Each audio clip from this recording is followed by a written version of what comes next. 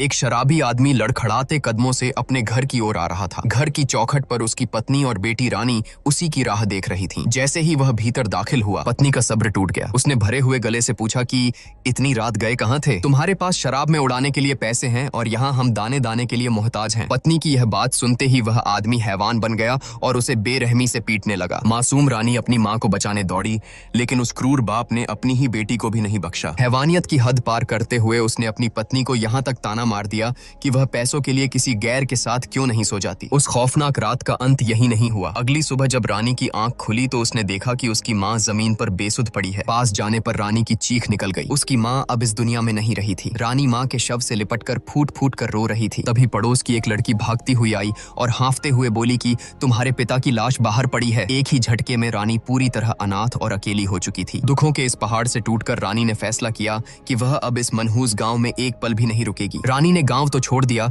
लेकिन असल संघर्ष तो अब शुरू हुआ था। कई दिनों तक पेट में अन्न का एक दाना न जाने से उसकी हालत मृत समान हो गई थी। एक रात थकान और भूख से चूर रानी सड़क किनारे बनी सीढ़ियों पर सुस्ताने के लिए बैठ गई। तभी एक अजनबी आदमी उसके पास आया और उसे अपने साथ चलने का इशारा किया। हालात की मारी और भूख से तड़पती रानी के मुंह से बेबसी में बस यही निकला कि कितने पैसे दोगे? उस आदमी ने जेब से कुछ रुपए निकालकर रानी के हाथ में रख दिए और रानी अपनी आत्मा को मारकर उसके साथ चल पड़ी। अब यह रानी की हर रात की कहानी बन गई। वह रोज उन्हीं सीढ़ियों पर बैठती, पैसों के लिए अजनबियों के साथ जाती और अपनी गुजर बसर करती। कुछ वक्त बीतने पर उन्हीं पैसों को जोड़कर उसने उसी गांव में अपना एक मकान खरीद लिया। अब तक रानी के रूप रंग में भी काफी निखार आ चुका था और धीरे धीरे वह उस इलाके की एक मशहूर तवायफ बन गई। एक दिन रानी की चौखट पर शिव नाम का एक शख्स आया। रानी के साथ रात गुजारने के बाद जाते जाते वह एक ऐसी बात कह गया जिसने रानी की दुनिया हिला दी। उसने रानी की आंखों में देखते हुए कहा कि जब तक तुम इस अंधेरी गली में रहोगी, कोई तुम्हारी असली कीमत नहीं समझेगा। मेरे साथ चलो, मैं तुम्हें रानी से महारानी बना दूंगा। शिव के इन मीठे और पक्के वादों में आकर रानी ने अपना सब कुछ पीछे छोड़ दिया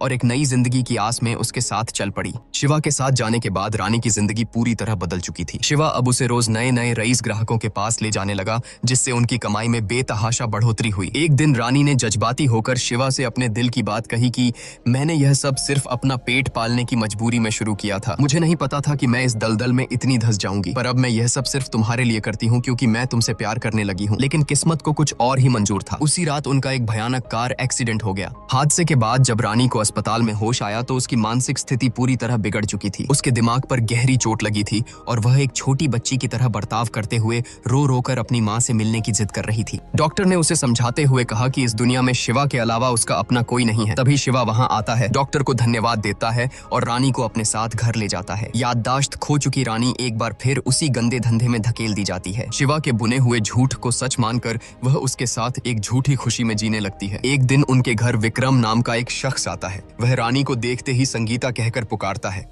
रानी हैरान होकर कहती है कि मेरा नाम रानी है, संगीता नहीं। अपनी आदत के अनुसार वह विक्रम के साथ भी फ्लर्ट करने लगती है। यह देखकर विक्रम का गुस्सा फूट पड़ता है। वह रानी को एक जोरदार थप्पड़ मारता है और उसे जबरदस्ती घसीटते हुए एक सुनसान जगह पर ले जाता है। वहाँ वह उसे रस्सियों से बांध देता है और चीख कर पूछता है कि तुम यह सब क्यों कर रही हो? रानी घबराते हुए कहती है कि मुझे छोड़ दो, वरना मेरा शिवा आकर तुम्हारी जान ले लेगा। यहीं से कहानी एक चौंकाने वाले फ्लैशबैक में जाती है, जहाँ सारे राज खुलते हैं। असल में वह लड़की रानी नहीं बल्कि संगीता है, जो एक अच्छे परिवार से ताल्लुक रखती है। फ्लैशबैक में उसे अपने पिता का जन्मदिन हंसी खुशी मनाते हुए देखा जाता है। दूसरी तरफ शिवा का खौफनाक और असली चेहरा सामने आता है। वह एक खूंखार अपराधी है। एक सीन में वह एक दूसरी लड़की का अपहरण करता है। जब वह लड़की गिड़गिड़ाते हुए उसे छोड़ने की भीख मांगती है तो शिवा दरिंदगी से पूछता है कि तूने मेरे खिलाफ पुलिस को क्यों बताया, और बेरहमी से चाकू घोंपकर उसकी हत्या कर देता है। यहाँ ये रोंगटे खड़े कर देने वाला सच सामने आता है कि शिवा सिर्फ संगीता ही नहीं बल्कि ऐसी कई मजबूर और कमजोर लड़कियों को फंसाकर उनसे जिस्म फरोशी करवाता है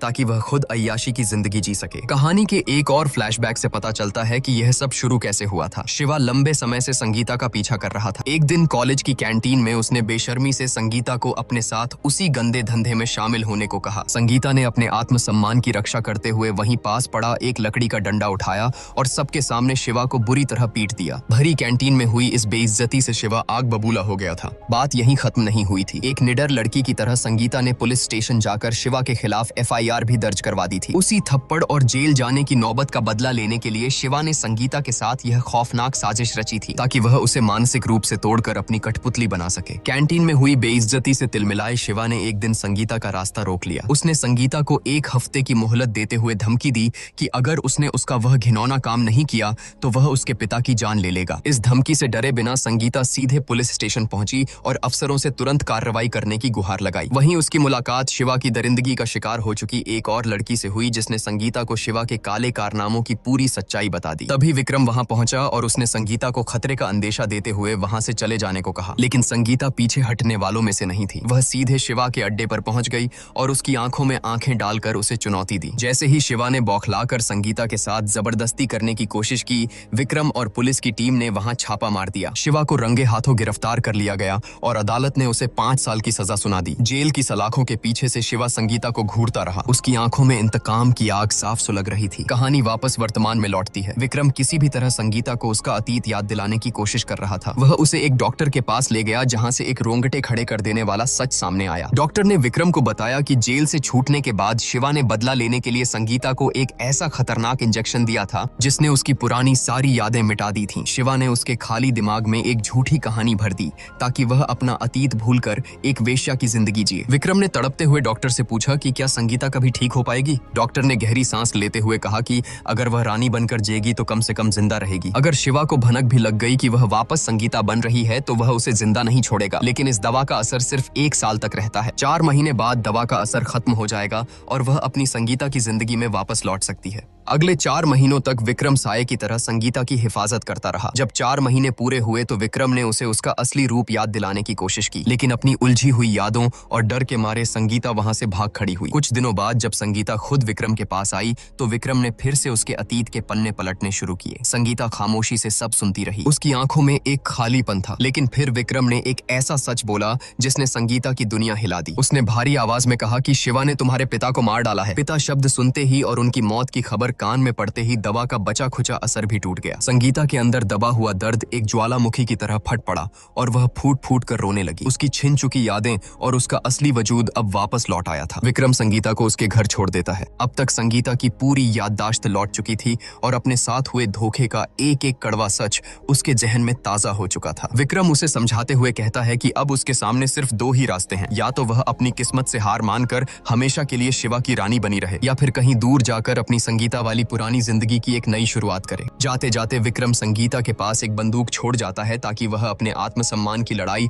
और अपना फैसला खुद ले सके। हाथ में बंदूक और दिल में धधकती आग के साथ संगीता सीधे शिवा के पास पहुंचती है। वह शिवा की आंखों में आंखें डालकर चीखते हुए पूछती है कि तूने मेरी जिंदगी क्यों बर्बाद की, मुझे ऐसा क्यों बनाया। संगीता के तेवर देखकर शिवा तुरंत समझ जाता है कि उसे सब कुछ याद आ गया है, लेकिन डरने के बजाय वह बेशर्मी से ठहाके लगाने लगता है। वह संगीता के चरित्र का मजाक उड़ाते हुए उसे ताने मारता है कि कैसे वह शहर के न जाने कितने मर्दों के साथ बिस्तर पर जा चुकी है, यहाँ तक कि खुद उसके साथ भी। शिवा अपने घमंड में चूर होकर उसे वह पूरी खौफनाक दास्तान सुनाता है कि कैसे उसने अपने रसूख से उसे एक सीधी सादी संगीता से मजबूर तवायफ रानी में बदल दिया था। लेकिन संगीता अब टूटने या डरने वाली नहीं थी। कहानी एक शानदार करवट लेती है। कुछ समय बाद संगीता एक अधिकारी बन जाती है। उसने अपने दर्द को अपनी ताकत बनाते हुए एक बड़ा कदम उठाया। शिवा के उसी कमरे में जहाँ उसने संगीता की जिंदगी नर्क बनाई थी, संगीता ने रानी बालिका संस्था खोल दी। इस मौके पर संगीता भावुक होकर विक्रम को दिल से धन्यवाद देती है, क्योंकि उसी के अटूट विश्वास और सहारे के बिना यह सब मुमकिन नहीं था। फिल्म के आखिरी दृश्य में शिवा को दिखाया जाता है। संगीता ने उसके साथ वही किया